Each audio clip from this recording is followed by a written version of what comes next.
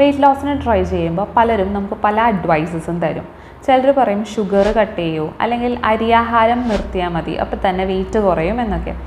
ഈ പറയുന്ന ഡിഫറെൻറ്റ് സ്റ്റെപ്സിൽ ഏതാണ് നമുക്ക് ഏറ്റവും ഈസി ആയിട്ട് ഫോളോ ചെയ്യാൻ പറ്റുന്നത്? അതായത് ഒരു എക്സസൈസ് സ്റ്റാർട്ട് ചെയ്യുന്നതാണോ, അല്ലെങ്കിൽ ഷുഗർ കട്ട് ചെയ്യുന്നതാണോ, അരിയാഹാരം ഏതെങ്കിലും ഒരു നേരമെങ്കിലും ഒഴിവാക്കുന്നതാണോ? നമ്മുടെ സിമ്പിൾ സ്റ്റെപ്പിൽ നിന്ന് വേണം നമ്മളെപ്പോഴും സ്റ്റാർട്ട് ചെയ്യാൻ. അങ്ങനെ വരുമ്പോൾ നമ്മുടെ സെൽഫ് എഫിക്കസി ഇമ്പ്രൂവ് ചെയ്യാൻ പറ്റും. അതായത് നമുക്കൊരു പെർട്ടിക്കുലർ ടാസ്ക് കംപ്ലീറ്റ് ചെയ്യാൻ പറ്റും, അല്ലെങ്കിൽ ഒരു ഗോളിൽ അച്ചീവ് ചെയ്യാൻ പറ്റും എന്നുള്ള നമ്മുടെ എബിലിറ്റിയിലുള്ള വിശ്വാസം.